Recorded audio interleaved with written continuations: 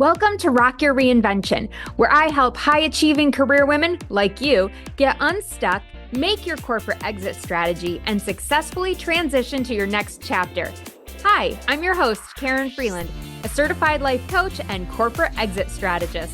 Whether you want to start a business, become a speaker, or something else, I'm here to give you the tools and strategies to shift your mindset, build your confidence, and take bold actions so you can rock your reinvention. Ready? Let's go. Hi, and welcome back to Rock Your Reinvention. Today, we are joined by a very special guest, Shannon Russell, who is a certified career transition and business coach, the founder of Second Act Success, where she helps women pivot from unfulfilling careers and build second acts that align with their passions and values. And I wanted to have her on because she just launched her debut book, Start Your Second Act: How to Change Careers, Launch a Business, and Create Your Best Life. And who doesn't want that? So welcome to the show, Shannon. Thank you, Karen. I'm so excited to be here with you.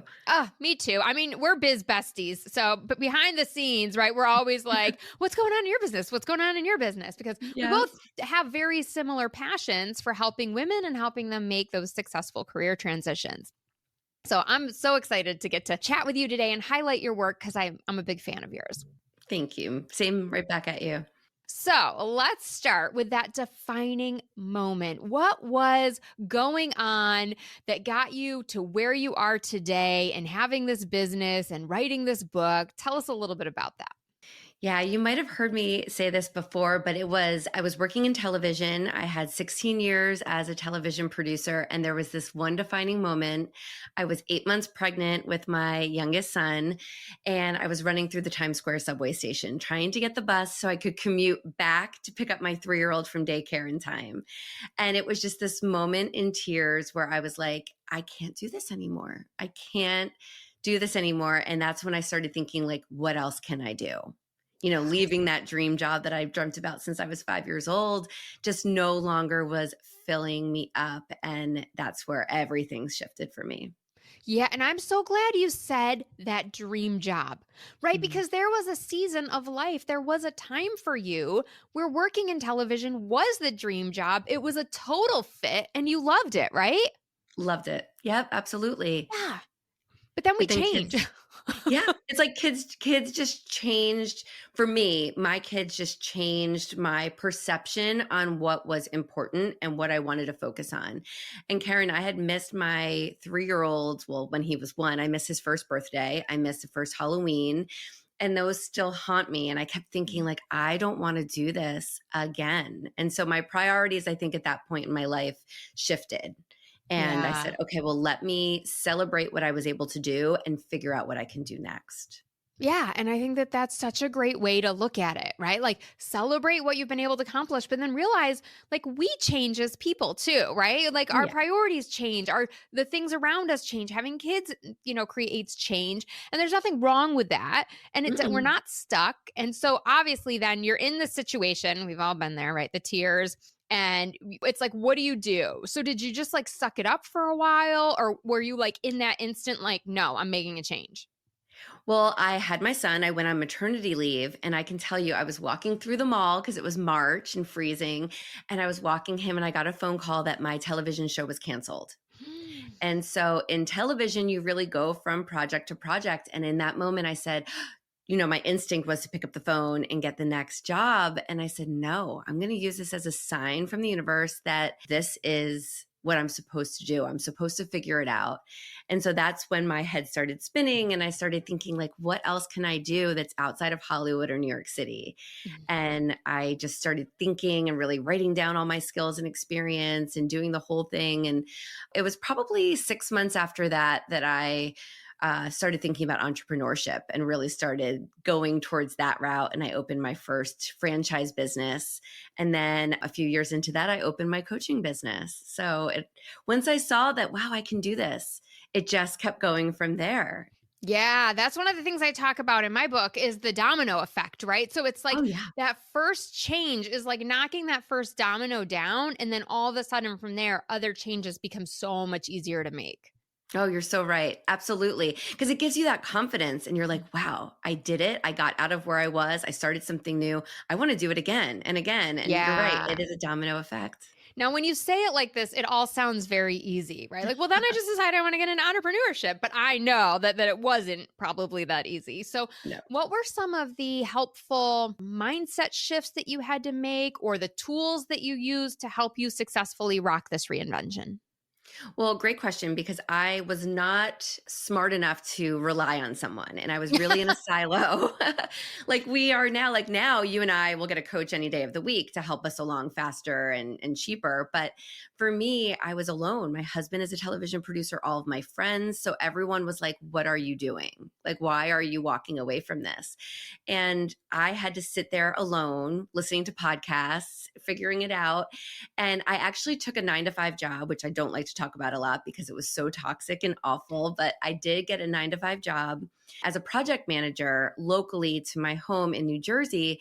And it was how awful that boss was and the non-creative aspect of that role that I said, I cannot do this every day. Coming from what I came from, I knew there was something more and I didn't want to just do it for the paycheck. So I had saved money and I was like, just basically going through different things, seeing what fit. And finally, I just said, you know what? I was crying in my car again at lunch, listening to Marie Forleo. And she just said, you can make anything happen. Figure it out. It's all figure outable. And I was like, I can produce my own life. I can do that. And that's where the idea of opening a business really came and saying, I don't want to depend on someone else. I'm going to do it myself. Yeah, because as a producer, you're always making everybody else look good. You're making all the things and, everything come together seamlessly. Like, why couldn't you just do that for yourself? Right. But No it took brainer. all those other Mhm. missteps, if you want to say that, to make me realize, okay, this is the direction I'm supposed to go in. So it was a lot of struggle. It definitely wasn't easy to get to that point. Yeah, I would imagine that you had a lot of identity Mm. crises. Like, I don't know if that's the right word, but I know Yeah. at least just for a lot of the women that I work with, right? They're coming out of corporate and they've defined their whole life by their paycheck and their title, and their worth is based on how much money they make. And you just got done sharing how all your friends, everybody around you, your husband even, were all in the television industry. And that had to be so much of your identity. So, like, was there any exercises or work that you had to do to shift that identity? Yes, because in that industry, especially, you get your job based on who you are and your name. So when I got married, I did not change my last name because I needed to get the next jobs. Everyone knew me as Shannon Russell.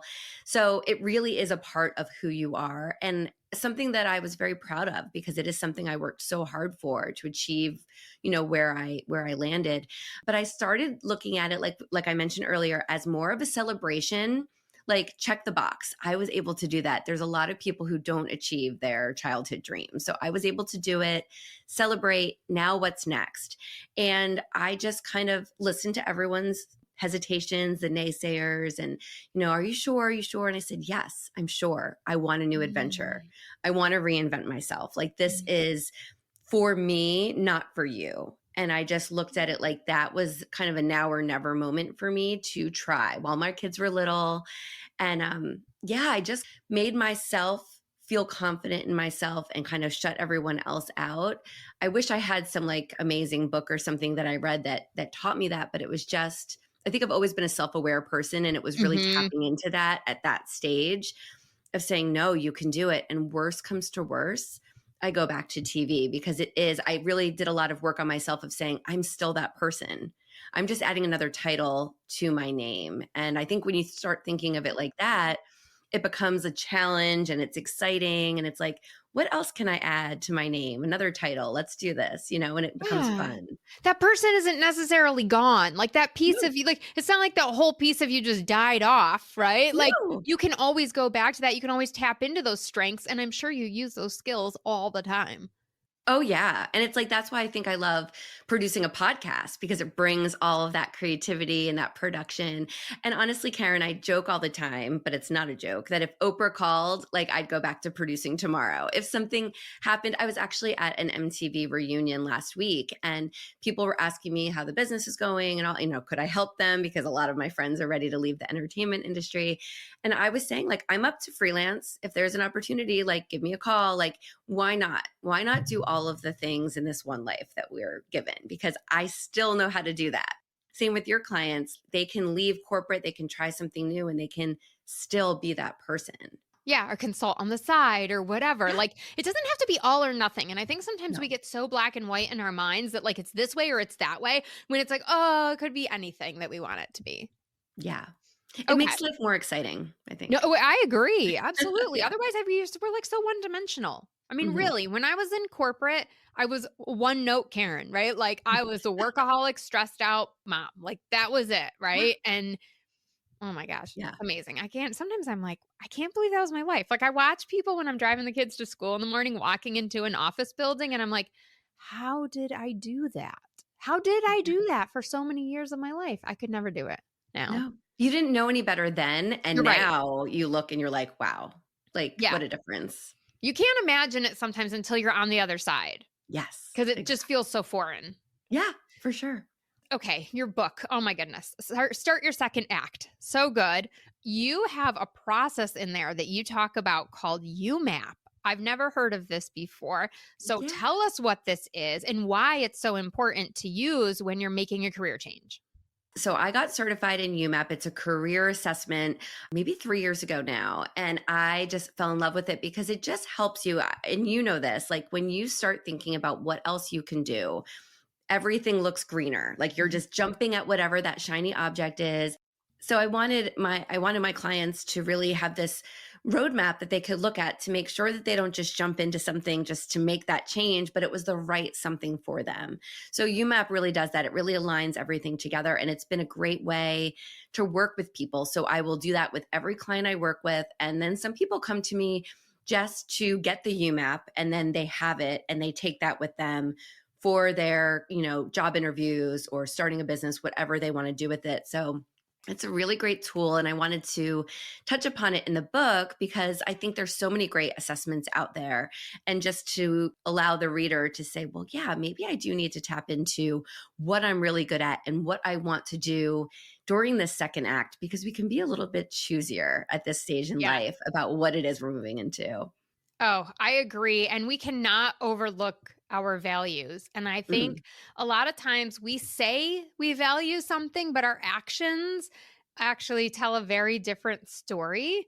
I yeah. remember like one time I had a client and she was like, yeah, one of my top priorities is my marriage, my relationship with my husband, all this stuff. And then when we started looking at some of her goals and what she was looking to achieve, like there was no space for him. And I'm like, wait a second, let's go back to that. And she's like, oh, you're right. Like she didn't even see that disconnect. So, Ooh. yeah, it's easy to get caught up and not see those things. That's why it's so helpful to have a coach like you or someone who can notice some of those blind spots. Exactly. Yeah, we're so in it when especially when we're stressed and we're nervous about that change that you can't see the bigger picture. You're right. Yeah. I know you also in this book you talk about how to launch a business, right? And so one of the things a lot of the women who do come to you decide, yeah, I do want a big change and I think I do want to be in charge of my own schedule and start my own business. So how do you help your clients get over hesitation? Because I think a lot of women want to start a business and they would be awesome business owners, but they have a lot of fear around it.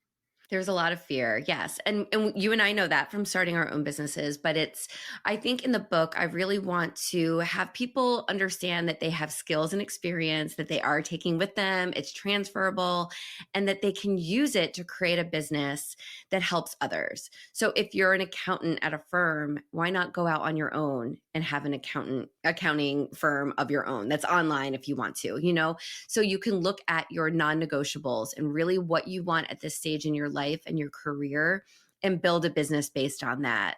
And I think with the way that the world is right now and there's so much job uncertainty that that's a really smart way to go Mhm. to bring back some of that security and having that flexibility and being able to understand that you can create how much money you're bringing into your family, Yeah. and you can work as hard or as little as you want to. So yeah, I really talk a lot about that because I think it's a really great route for, even if you think you have a secure job, why not start something on the side that you can really control? Oh my gosh, especially in today's climate. I mean, you Yes. see the layoffs every day they're being announced, you know? And Yes. right now, especially with the tariffs and everything, not to get political, but like people are Right. holding their wallets, right? They're not spending money like they used to spend. So it is very Yeah. uncertain. And you already know people need accountants in this example, right? It's like, Right. it's not like you're not going to be successful. You're going to get clients, but you get to do it on your terms. And that's Yeah. what I think is so empowering about being an entrepreneur is it's not just about the work, you know? I work a fraction of the hours I worked in corporate so that I can be more present with my kids, so that I can volunteer and give back to certain causes. You know, volunteer with time and talent and treasure, you know, all the different Yeah. things. So, have there been things for you that since you've gotten into your entrepreneurial season that you've found passion in doing, or how have you filled some of that time that was normally filled with work? Ooh, I love that. Well, yeah, it's spending every minute I can with the kids. Like I have 2 boys, they're 10 and 13, so they're not getting any younger, and I just wanna be with them and be available for every activity at school and spend time with them in the summer. So they're where I spend all of my time. But then writing this book really showed me that writing is a hobby that I really wanna keep going with because I think it's really cathartic, it's creative. Mhm. I enjoyed it, and it was something that I could say, "Okay, I'm gonna go write for an hour on the weekends," and the kids would be excited. "Oh, good, she's gonna go writing." Like, yeah, it was something that I really found that I like to spend free time with. Reading, I spend a lot of time just in I live at the beach, so we have different volunteer programs where you can clean at the beach and give back at the school, and I just like to be involved in the community too, like you were saying, and Mhm. it's nice to be able to have that because when I was commuting into Manhattan and working those hours, there was no free time. Yeah, So, none. yeah. I felt like I had no friends either. I really had no life outside of work. No, I agree. It was totally that. And now you have the freedom. Like I enjoy being with the kids and staying home, but I also like to go out with my friends and get dinner. And my parents live close, so I'm with the family all the time and being able to plan vacations and travel and just not have to rely on someone else's schedule is really, really nice. Yeah, and do you hear that? She still has money to go on vacation. I don't know why everyone thinks that you become an entrepreneur and suddenly you can't still afford the niceties in life. And Yeah. it's a terrible memo. I don't know who got that memo. We're going to, you know, as long as you're charging properly for your services, I think that's where a lot of female entrepreneurs especially get into trouble. Yeah. But I even see it sometimes with my husband when he's charging for electrical work. I'm like, "Did you factor in all your time that you're oh, no, maybe I should add a couple hours." I'm like, "Yeah, I probably should beef that up Yeah. a little bit," you know? But Good idea. Yeah, absolutely.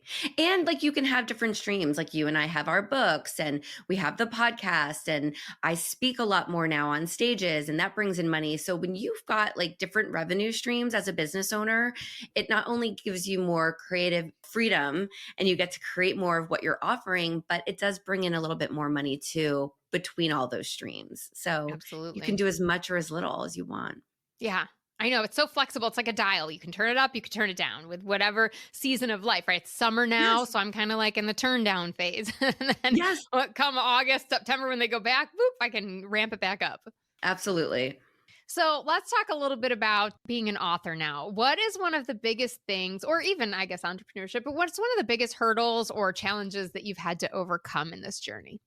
Ooh, well, I've asked you a lot of advice along the way. And I think it's the marketing aspect. I mean, it was really, I don't know, it was all of it. It was just learning every different phase, the editing of the book, the cover design, and then getting out there and promoting. Because I feel like I can promote my business, but there was something about promoting the book that felt like I was promoting it too much or talking about it too much. But you have to do that or else no one knows that it's available. And then now that it's out, it's still that ongoing marketing and figuring out how to reach new readers and setting up library events and speaking engagements and all of that. And it's just a lot. It's a whole nother business in itself, I think. And I wasn't expecting how much work it would be. And then how to fit it into the rest of what you offer as a business owner. Yeah. It's I don't know, it's a struggle. Do you find that still? Yeah, I mean, it's because there's all the things, right? I feel the same way a lot of times that there's so much to talk about.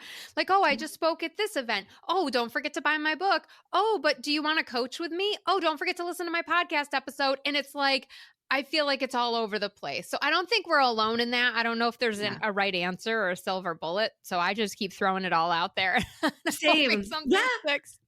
I agree. I feel like that's all you can do. You can't just focus on one aspect. So yeah, I think the book is just it's going to be an ongoing learning curve for a while. Yeah, absolutely. And you know what I found too with writing or any sort of artistic expression, right? You put it out into the universe and you don't know what people are going to do with it, right? And there's going to be people who read that book and they never want to coach with me and they got exactly what they needed out of the book and they were able to DIY it and that's awesome. And Right. there's going to be people who listen to an episode of my podcast and they get what they need and they never come back and listen again or whatever. And I just personally have had to like release a lot of the expectations or, redefine what success truly is so that I don't get in my head about, well, why don't you have more downloads or why don't you have more of this or more of that? Because then we just go into scarcity mentality, True. right? And really trying to be in that like abundant and like, there's no expectation. I'm doing what I love. I'm putting it out there. And if it was helpful, then amazing. I totally agree. That's a great mindset to be in. And especially because the book, the podcast, that creative outlet for your business is out there living. It's not going away. So it's always going to reach new people and it's constantly evergreen. So you're right. It's just having it out there and knowing that it's reaching people. And I have to say, I've started to get, and it's only been like a week and a half since the book's been out, but I've started to get comments and reviews from people who I don't know. And that's so exciting because I'm like, wow, it really is working. It's like you said, it's out there. And if someone wants to leave a review, great. But there's so many people who are reading it or listening to your podcast and they're not going to take the time to comment or review, but you know that it's affecting them. And even if they get one little gem out of it to help them with their day, that's like what we wanted to as the creatives in writing the book and creating the podcast. Yeah, absolutely. Do you have a favorite success story from a client that you've worked with that maybe had started their second act and what that looked like? You don't have to give anything confidential, but I think it might be helpful just to paint the picture of how you were able to help someone. Yeah, I write about a few different client examples in my book as well. And one I talk about all the time is this woman, Erin. She was a school teacher and she had a little preschooler as well. And she wanted to get out of teaching. She just was a little burnt out from the classroom. And so she started teaching sensory play classes on the side. So she would rent out churches and community centers, and she would just do little classes where like newborns and, toddlers and their parents could come. And it was a way for parents to mingle and be social. And then the kids could play and do sensory art. And it started taking off. And we started working together and really grew it so she could leave her teaching job.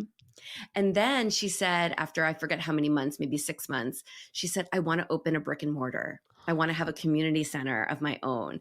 And I had once owned a brick and mortar. So we really worked on what she needed to save and how she could do it. And she opened in the fall of 24.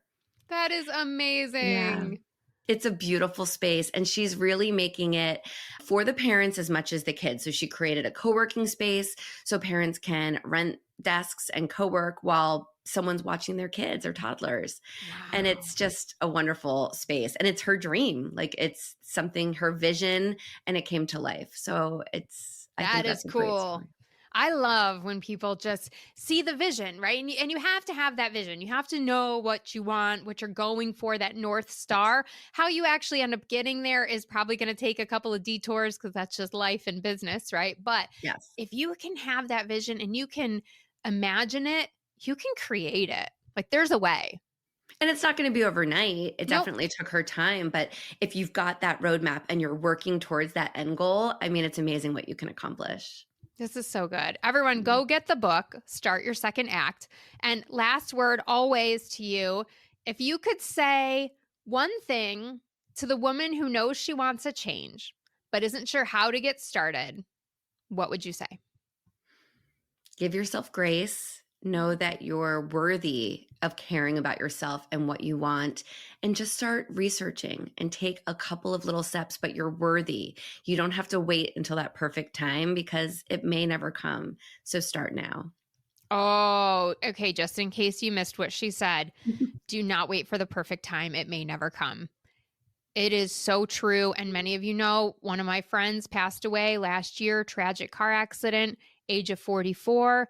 Just this week, a director over at Fox Carolina didn't show up for work. We believe it's a heart attack. We're not sure.